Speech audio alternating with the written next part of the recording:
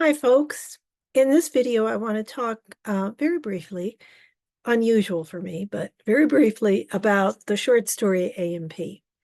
This is a story by John Updike, and it's not very long, and I think you'll understand it fairly well. At least I hope so. But I want you to think about something maybe ahead of time, or if you're watching this video afterwards, that's fine too. I want you to think about those moments of something called epiphany in your life. Epiphany, when you have an epiphany, you have sort of this moment of like sudden understanding, sudden illumination about something in your life.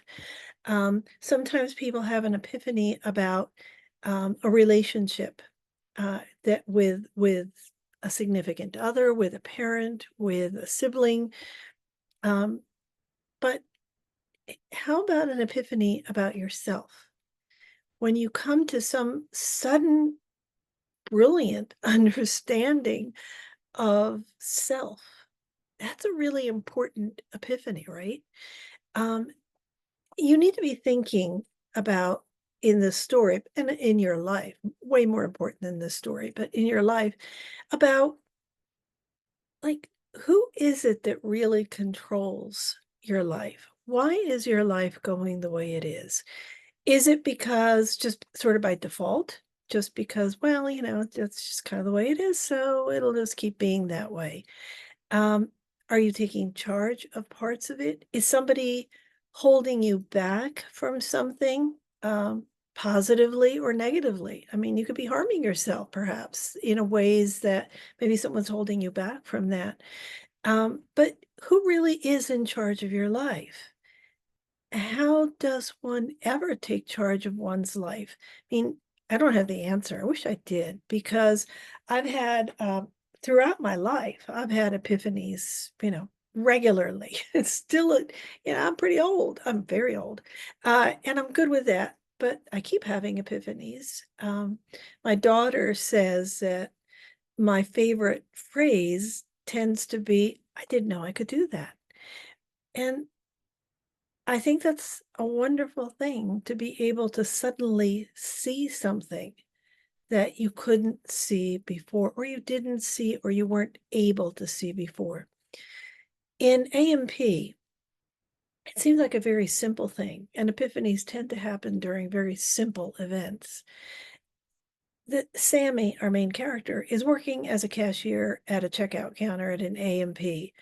Um, which is, like Acme or ShopRite or, one of the big chains.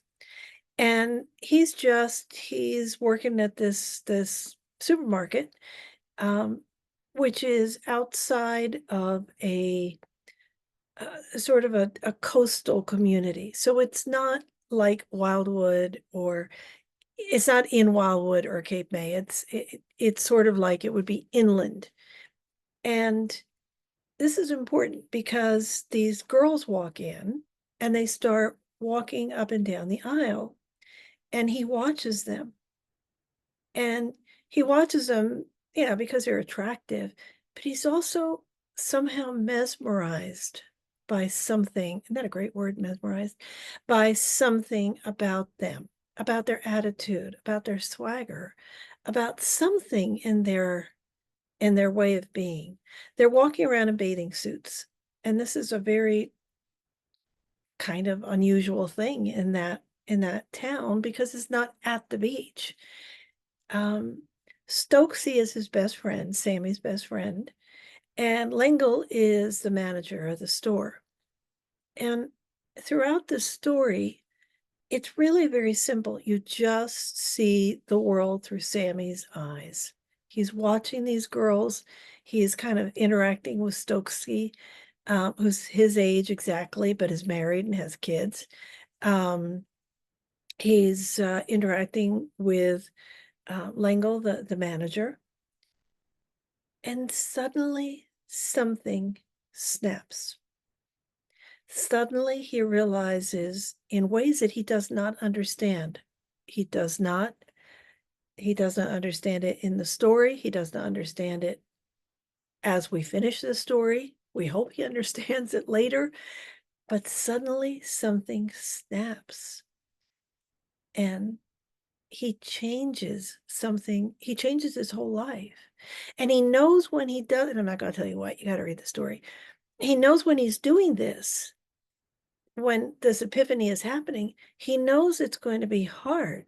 It's going to be tough from now on, at least for a little while, because he hasn't done what's expected of him.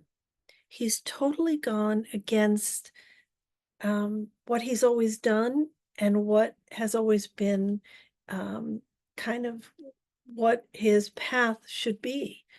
Suddenly, everything changes. And it's not, it is dramatic in his life. It's not like earth-shattering in the world, but I'm sure everyone was very confused by what he did, including himself. The question that you should be left with at the end of this story, it's kind of fun to think, what would happen next? What would he do next? How are people going to react around him? What kind of pressures will he get to go back to his old way? Or what kind of support will he get to forge a new path? It's fun to think about. The author doesn't tell us. What the author is trying to do is get us to think about this. Get us to think about how much agency, that's the term, how much agency do we have over our own lives? How much do we take control of who we are? And what happens as a result? And for most of us, we get kind of lazy. It's just the way it is. I was talking to a friend of mine today who was having real problems, that he has to go to the hospital, and he was having real problems. And I said, Lee, you've got to get yourself to the hospital. You have to ask these questions. He said, nah, it's fine. It'll be all right. Whatever. No, it won't be fine. It is not a kind of whatever. Bad things are going to happen if you continue on this road. And Sammy could somehow, without understanding it, know that the bad things were going to happen, that he was not going to be himself if he stayed on this road. So I challenge you to think about yourself, challenge you to think about your own life and your own epiphanies. Think about Sammy and his epiphany, and kind of play with the idea, well, what's going to happen next? What's Sammy going to do next? Again, the author does not tell us. That's not part of the story. The story ends kind of like, okay, this is what he did.